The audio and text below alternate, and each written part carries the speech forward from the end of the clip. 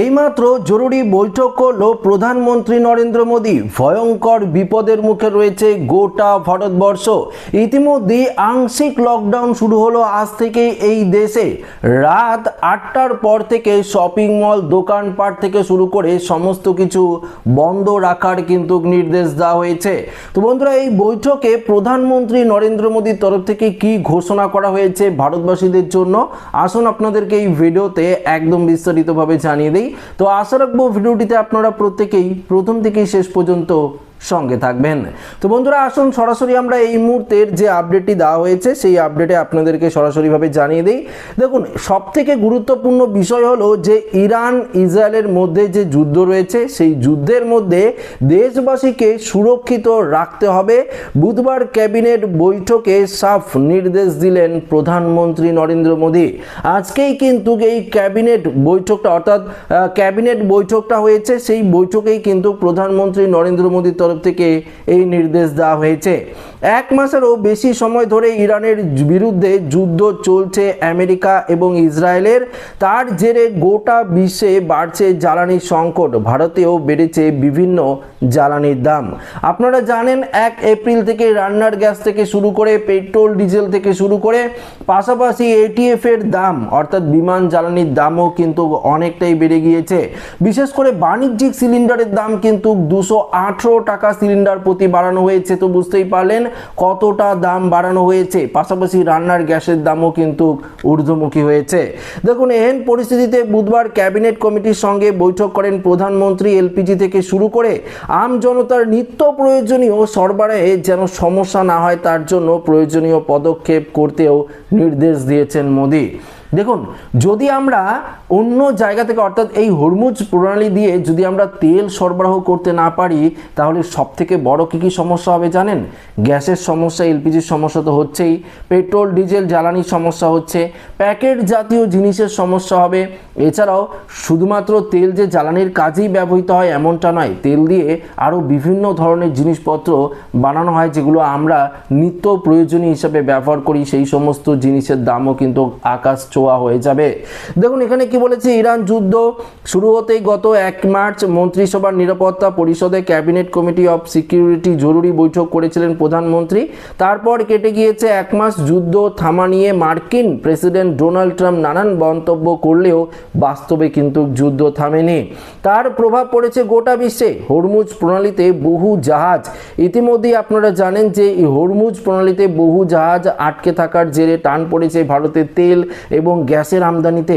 এহেন পরিস্থিতিতে আতঙ্ক বাড়ছে আমজনতার মনেও। আগামী দিনে আদৌ যদি গ্যাস মিলবে কিনা এই ভয়ে সিলিন্ডার ঘিরে চলছে প্যানিক বুকিং।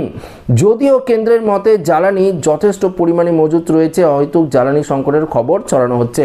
দেখুন, আপনাদেরকে গতকালের আগের দিন একটি গ্যাস সিলিন্ডার নিয়ে ভিডিও দিয়েছিলাম।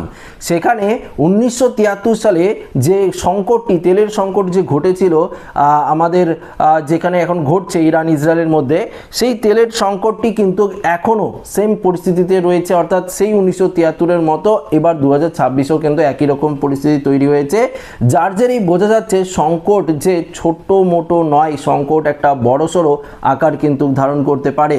এখনো পর্যন্ত যে মজুদ গ্যাস সিলিন্ডার রয়েছে, যে তেল রয়েছে, সেগুলো খরচ করা হচ্ছে। পরবর্তীতে কি হবে যদি হরমুজ প্রণালী থেকে তেল না আনা হয়? পরবর্তীতে তো সংকট তো বাড়বেই। এর জেরেই কিন্তু এই যে জরুরি বৈঠক, সেই জরুরি বৈঠক করছে প্রধানমন্ত্রী নরেন্দ্র মোদী। মোদী নির্দেশ দিয়েছেন এলপিজি এবং এলএনজির পর্যাপ্ত সরবরাহ যেন বজায় থাকে। তেল এবং গ্যাস কেনার পরিধি আরও বাড়ানোর পক্ষে তিনি জোর দিয়েছেন। নতুন কিছু দেশের থেকেও ভারত জ্বালানি কিন্তু কিনছে। যুদ্ধে 1 মাস গড়াতে আরও ক্যাবিনেট কমিটির সঙ্গে বৈঠক করলেন মোদী। সেখানে তিনি নির্দেশ দিয়েছেন এলপিজি এবং এলএনজির পর্যাপ্ত সরবরাহ যেন বজায় থাকে। এর জন্যই কিন্তু যাতে সাধারণ মধ্যবিত্ত এবং সমস্ত ভারতবাসীদের কোনো রকম অসুবিধা না হয় তা কিন্তু দেখতে হবে। তার জন্যই এই গুরুত্বপূর্ণ ক্যাবিনেট যে বৈঠক সেটা করা হয়েছে। আপনারা জানেন গত কয়েকদিন আগে সমস্ত রাজ্যের মুখ্যমন্ত্রীদের সঙ্গেও কিন্তু বৈঠক করেছে প্রধানমন্ত্রী। সেই বৈঠকে বলা হয়েছে এই আসন্ন সংকট আমাদের একসাথে কিন্তু মোকাবিলা করতে হবে।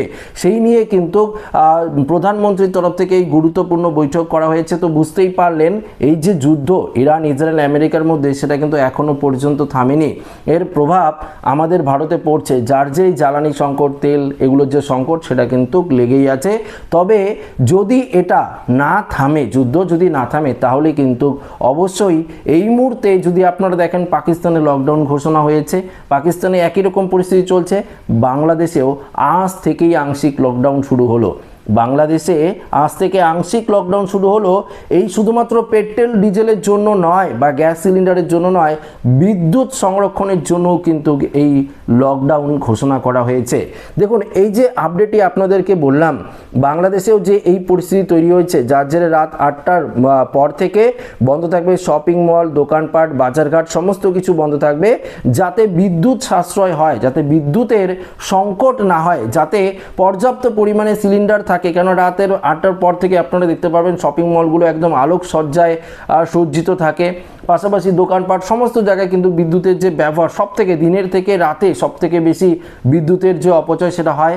পাশাপাশি দেখুন, পেট্রোল ডিজেল রাত্রে গাড়িও প্রচুর পরিমাণে চলে, পাশাপাশি এলপিজি রেস্টুরেন্টগুলোও কিন্তু প্রচুর পরিমাণে যদি খোলা থাকে, সেক্ষেত্রেও কিন্তু তাদের যে অর্থাৎ রেস্টুরেন্টগুলোর যে খাবার দাবার বিক্রি সেটা কিন্তু রাতেই হয়। যদি এই আংশিক লকডাউন বাংলাদেশে যেহেতু ঘোষণা হয়ে গেছে অলরেডি, আজ রাত 8টার থেকেই কিন্তু জারি হচ্ছে, তাহলে অনেকটাই কিন্তু যে সাশ্রয়, অর্থাৎ পেট্রোল ডিজেল থেকে শুরু করে এলপিজি, বিদ্যুৎ, সেগুলো কিন্তু অনেকটাই সাশ্রয় হবে, যেগুলো পরবর্তীতে যে অনেকটাই সাধারণ মানুষের বা আমজনতার যেটা সহায়ক সেটা কিন্তু হবে। তার জেরেই বাংলাদেশে কিন্তু এই সিদ্ধান্ত নেওয়া হয়েছে।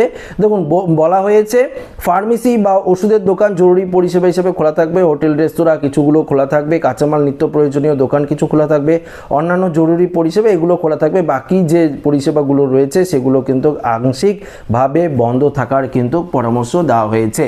তো আস্তে আস্তে দেখুন, এই সংকট যেহেতু আমাদের ভারতবর্ষে যেহেতু পর্যাপ্ত পরিমাণে এলপিজি বা তেলের সংরক্ষণ রয়েছে, তাই আমাদের ভারতবর্ষে এই সংকটটা কিন্তু এখনো পর্যন্ত জোরালো হয়নি। যখন ফুরিয়ে যাবে তখন কিন্তু সেই একই রকম পরিস্থিতি তৈরি হতে পারে, তার কিন্তু আর বেশি দিন নেই। তাই সমস্ত রাজ্যের মুখ্যমন্ত্রীদের সঙ্গে জরুরি বৈঠক করেছে প্রধানমন্ত্রী, এবং গতকালকে ক্যাবিনেটেও কিন্তু একটি বৈঠক করেছে প্রধানমন্ত্রী, যেখানে এই যে আসন্ন সংকট সেই সংকট নিয়ে কিন্তু গুরুত্বপূর্ণ ঘোষণা করা হয়েছে। তো বন্ধুরা, আজকের এই ভিডিওতে আশা করি আপনাদেরকে সঠিক ইনফরমেশন দিয়ে হেল্প করতে পারলাম। ভিডিওটি ভালো লাগলে লাইক করবেন, বন্ধুদের সাথে শেয়ার করবেন, নতুন হয়ে থাকলে চ্যানেলটিকে সাবস্ক্রাইব করে আমাদের সঙ্গে জুড়ে থাকবেন। ধন্যবাদ।